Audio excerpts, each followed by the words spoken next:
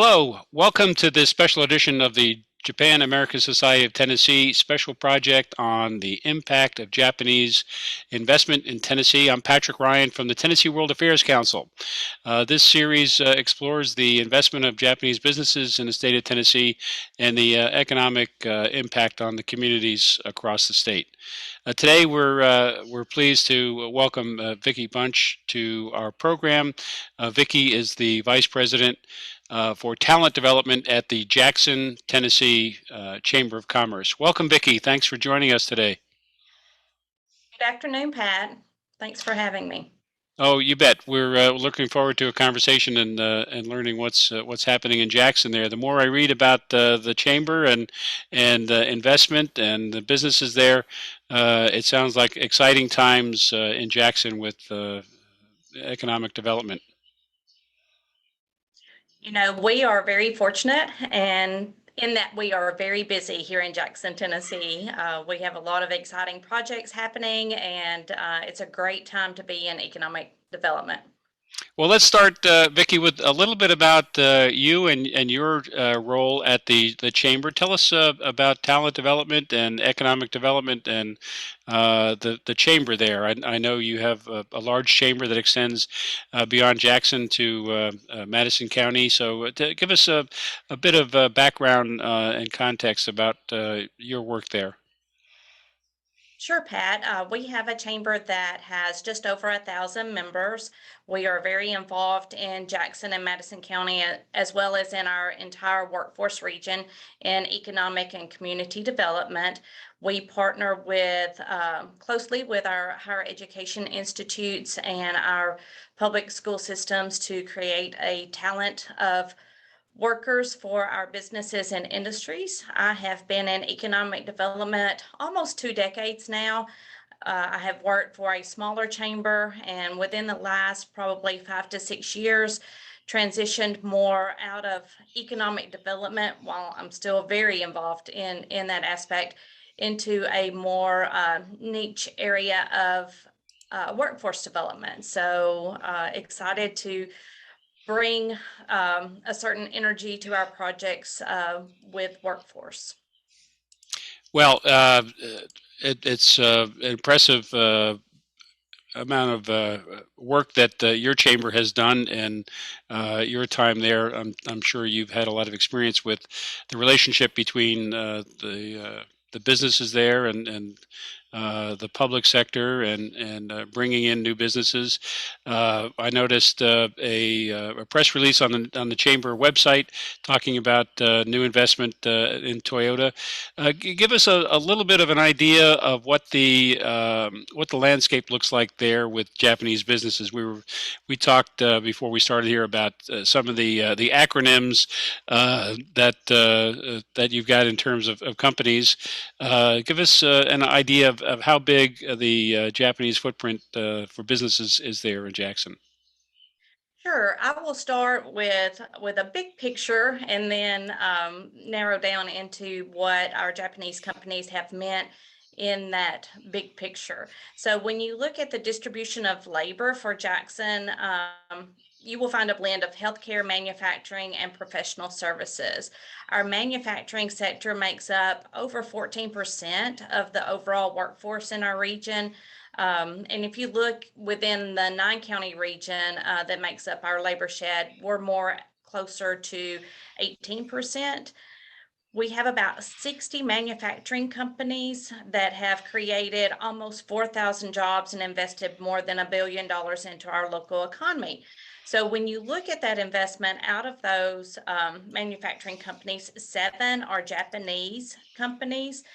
We have Toyota Motor Manufacturing Company, as well as some other suppliers to Toyota that call Jackson home. So out of the almost 4,000 jobs represented in manufacturing, 24 are represented out of those 7 companies, out of those 7 Toyota companies. So needless to say, they have made a significant impact on our economy here in Jackson and proved to be very beneficial partners, not only in the manufacturing setting, but just in our community as a whole. Well, let's look at just one of those companies, the Toyota Boshoku Corporation and Denso Corporation have a joint venture called the TBDN Tennessee Company, and they've been in Jackson since 1989. So they were early into the landing of Japanese foreign direct investment in the state. Um, and I understand that you've done some work with them on a project to encourage young people to learn technical vocations. Yes, in 2019, there was an initiative started within our local school system, Jackson Madison County Schools, in an effort to create a work-based learning opportunity for students. The acronym LOOP, which is what the program's called, stands for Local Options and Opportunities Program. So the school superintendent at the time had one of his main pillars as um, making sure that every student, whether they graduate and go to a four-year university or graduate and go directly into the workforce, have the options and opportunities needed to be successful in life. So one of our local manufacturing companies agreed to pilot the program, and we have a couple of our Japanese partners that have been significant partners in the program. So the students, it's a competitive process. So the students apply for the slots available to participate in Loop. They are hired directly by the company. They are employees of the company and at the same time still remain full-time students within the school system. So they will attend school or class half a day in order to get the credentials needed to graduate with their certification, their diploma. And the other half of the day, they're working on the industry floor, learning the skills and getting the work-based learning experience needed to be successful in life. The students are paid a competitive wage. They do have to work when their peers are off on spring break or summer break. They are full-time employees. So they show up at 7 a.m. or whatever time their shift starts and work just like their peers within the manufacturing setting do. So I assume that many of the participants in the program go on to work with the companies that they become involved with as students. Any sense of how that's working out in terms of young people staying in the community? I know there are a lot of areas of Tennessee that don't have those kinds of programs or those kinds of business investments, where young people find that they have to go off somewhere else to find a job. Sure, absolutely. Some do stay with that company and just continue employment. Some see that they want to work in manufacturing, but maybe want to become an engineer or something related to the work that they've been exposed to. One unique thing about this year's cohort is that all of the applicants and the hires were female. So it's been a strong initiative here in Jackson to have more women in the workplace. And so we were excited to see that. It definitely is refreshing to break down some of those barriers.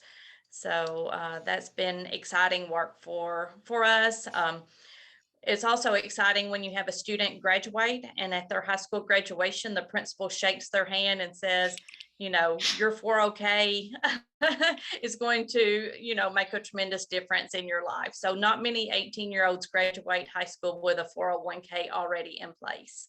Oh, So that's it's very transformative for our students. sure, sure. No, that's invaluable background.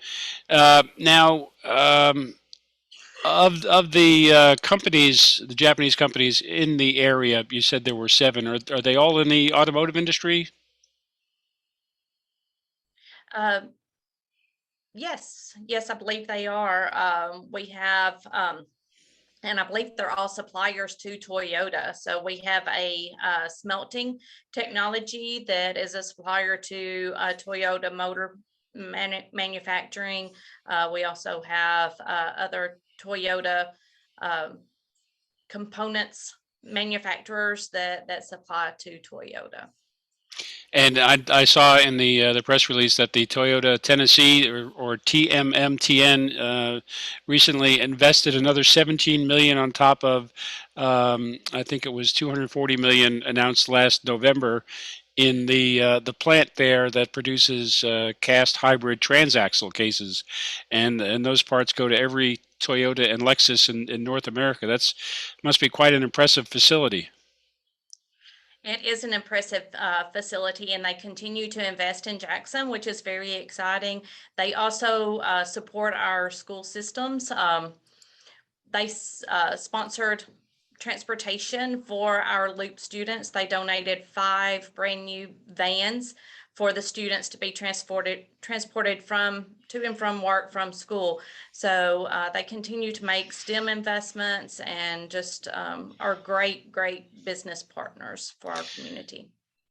You know, some communities probably early in the process when Tennesseans weren't used to foreign companies coming and investing in communities may have been concerned that the companies might not have the community in their best interest. But it seems that Jackson has found that the companies are interested in developing the community and being involved. Is that fair to say?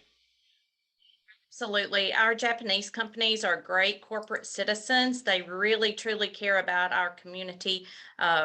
They've invested over $1 billion in our local economy. They work well with our local government, and they partner with us on the economic development side.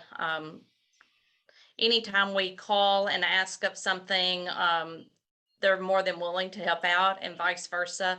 They're truly integrated into our community. They're thrilling philanthropic organizations, are very generous, and they're truly making a difference in giving back.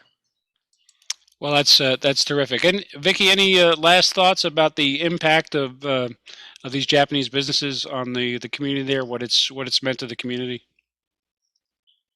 I just will reiterate that their partnerships are, we're blessed to have them in our community, and being engaged in helping us to start our co-op program, and just the investment they're making, not only in the community, but in the lives of our citizens and students here in Jackson.